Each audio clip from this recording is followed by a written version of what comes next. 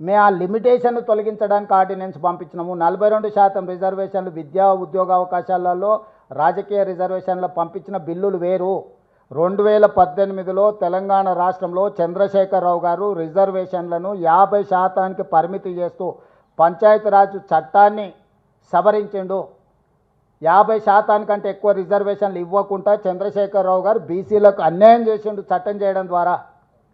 ఆ చట్టాన్ని తొలగించడానికి మేము ఆర్డినెన్స్ తెచ్చినాం. ఎందుకంటే మాకు హైకోర్టు ఆదేశాలు ఇచ్చింది, మీరు తక్షణమే 30 రోజుల్లో రిజర్వేషన్లు నిర్ణయించండి, 90 రోజుల్లో స్థానిక సంస్థలు ఎన్నికలు చేయండి అని తెలంగాణ రాష్ట్ర హైకోర్టు ఆదేశాలు ఇచ్చింది. కాబట్టి ఈ ఆదేశాల నేపథ్యంలో మేము చంద్రశేఖరరావు పంచాయతీరాజ్ చట్టంలో పెట్టిన నిబంధనను తొలగించడానికి మాత్రమే ఆర్డినెన్స్ ఇచ్చినాము. మేము గతంలో చేసిన 42% reservation education employment and political service, these 2 bills separate from this ordinance. దానికి దీనికి ఎలాంటి వివాదం లేదు, చిక్కు లేదు, ప్రతిబంధకము లేదు. ఆర్డినెన్స్లో సబ్ కేటగరైజేషన్ చేశారా సార్? ఆర్డినెన్స్లో సబ్ కేటగరీ దేంట్లో మీరు తీసుకొచ్చిన ఆర్డినెన్స్లో దేంట్లో సబ్ కేటగరైజేషన్ చేయలేదు. ఉన్నది ఉన్నట్టుగానే దాంట్లో ఉన్న సబ్ కేటగరైజేషన్ అని ఇంతవరకు రిజర్వేషన్ల మీద చర్చనే లేదు.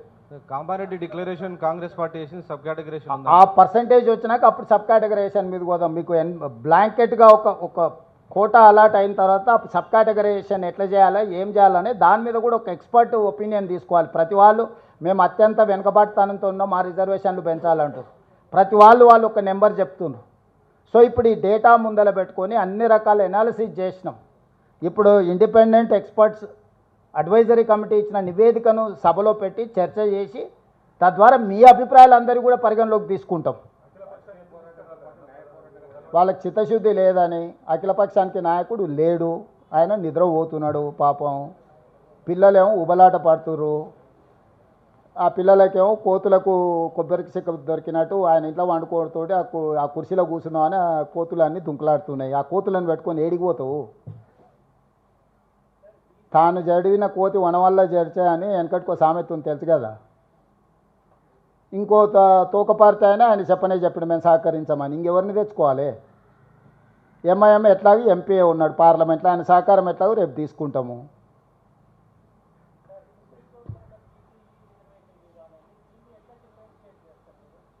సుప్రీంకోర్టు పరిధిలో ఉన్న చట్టం చేస్తే సుప్రీంకోర్టు ఎందుకు అడ్డం వస్తుంది?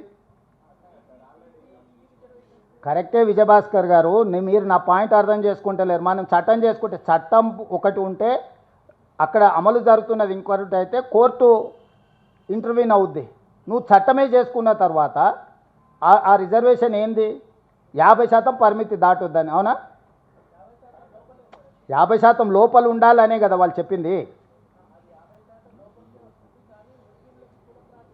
అదే చెప్తున్నా, అదే అట్లాంటి ముస్లిం రిజర్వేషనే లేదు, అదే చెప్పిండ్రు వెనుకబాటుతనం అని.